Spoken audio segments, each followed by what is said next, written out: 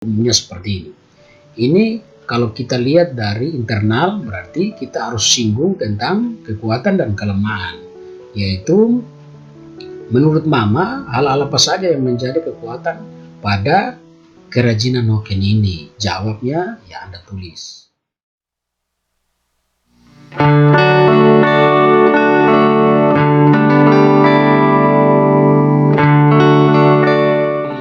Channel saya, dalam video berikut ini kita akan bahas tentang bagaimana cara kita buat kuesioner penelitian kualitatif. Mari kita saksikan.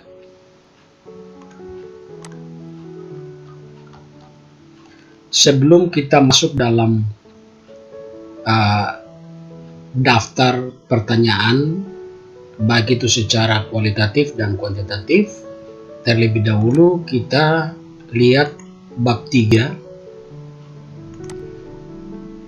atau definisi operasional yang menjadi panduan atau pengembangan bagi kita untuk menyusun pertanyaan pada kuesioner kualitatif. Nah, ini definisi operasional dilihat dari faktor internal, dari sisi pemasaran, produksi, SDM, keuangan, manajemen. Kita lihat di sini kekuatan SOTA sebagai, ini contoh ya, SOTA sebagai tempat wisata dan kelemahan belum melakukan promosi lewat media massa. Seperti itu. Ini para pengrajin. Nah, kita lihat internal dan berikutnya kita lihat faktor eksternal, yaitu demografi, ekonomi, alam, sosial budaya, politik, dan teknologi, yaitu peluang, ancaman, pendapatan masyarakat masih rendah, pola konsumsi masyarakat sering berubah-berubah, ekonomi, adanya potensi besar yang cukup baik, tingginya keuntungan yang diperoleh dari hasil penjualan Hoken. Nah, itu dari sisi peluang atau dilihat dari ekonomi.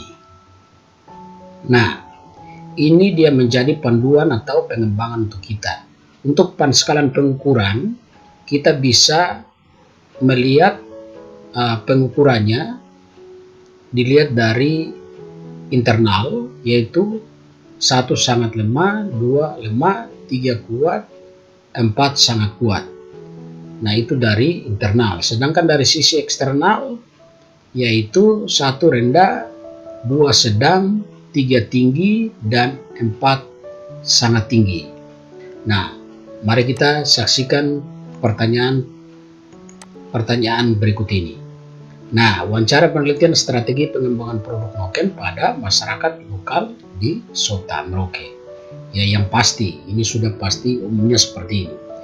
Ini kalau kita lihat dari internal berarti kita harus singgung tentang kekuatan dan kelemahan. Yaitu menurut Mama, hal-hal apa saja yang menjadi kekuatan pada kerajinan Hoken ini? Jawabnya ya Anda tulis. Itu sudah menyinggung kekuatan. Nah, untuk berikutnya kita melihat kelemahannya. Menurut Mama, hal-hal apa saja yang menjadi kelemahan pada kerajinan Hoken ini? Ini menjadi contoh, yaitu menulis secara kualitatif. Nanti kita lihat secara kuantitatif juga seperti itu. Nah, ini sudah melingkupi kekuatan dan kelemahan. Sedangkan kalau kita lihat dari faktor eksternal, berarti kita harus juga singgung tentang apa yang menjadi peluang dan apa yang menjadi ancaman. Nah, ini harus melingkupi itu seperti itu. Nah, baru pengembangannya Anda bisa tambahkan seperti itu. Nah, untuk kuantitatif yang pasti seperti ini. Kuesioner kepada pemilik kerajinan Hoken, yang pasti judul ya. Nah, ini buat dalam bentuk kuantitatif. Jadi di sini juga ini skala pengukuran Anda buat seperti ini. Jadi sangat lemah, 2 sangat 1 sangat lemah, 2 lemah, 3 kuat, 4 sangat kuat. Seperti itu. Jadi Anda tinggal melihat ini tadi.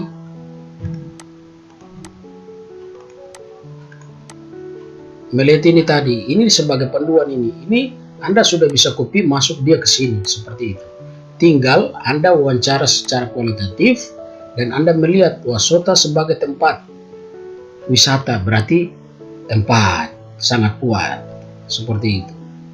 Terus pengrajin noken berada pada area wisata, 4 sangat kuat seperti itu. Terus yang berikutnya, mempunyai sumber daya manusia dalam pembuatan noken, karena di sana ya ada berapa orang saja, mereka tidak berminat, berarti bisa skor 2 seperti itu. Nah, untuk faktor eksternal ya seperti itu juga, tapi di sini ada penskalan pengukuran rendah, sedang, tinggi, sangat tinggi. Jadi kalau misalnya Anda adanya potensi pasar ya 4 seperti itu. Ancaman pendapatan masyarakat masih rendah ya bisa 2 seperti itu atau sedang. Anda pilih-pilih saja. Jadi ini dia menjadi panduan untuk Anda. Dilihat dari kualitatif dan kuantitatif. Supaya apa? Nanti Anda tabulasi itu berdasarkan ini. Seperti ini, poin-poin ini. Itu beranjak dari bab 3. Ini penskalan pengukuran, seperti itu ya. Ini ada rumusnya, bagaimana cara pengelolaannya. Nah, seperti ini. Ini rumusnya. Tapi saya tidak bahas tentang itu, tapi saya bahas bagaimana menulisnya supaya dia relevan. Jangan dia tidak relevansi dengan apa yang Anda tulis. Jadi pada umumnya itu mungkin adik-adik belum nonton video atau mungkin tidak membaca sehingga tidak menyinggung. Kalau kita berbicara pengembangan produk, kan berarti kita harus menyinggung kekuatan dan kelemahan, bukan tidak menyinggung. Nah itu hal-hal yang saya sering temui. Jadi adik-adik dimanapun kalian berada, jangan abaikan video ini, tetapi video ini dia menjadi panduan untuk Anda, atau dia membuat pola pikir Anda itu berubah, sehingga Anda membuat sesuai dengan variabel Anda atau judul Anda seperti itu. Jadi jangan abaikan video ini. Dan jika Anda suka dengan video ini, jangan lupa like, subscribe, dan share ke teman-teman Anda. Terima kasih.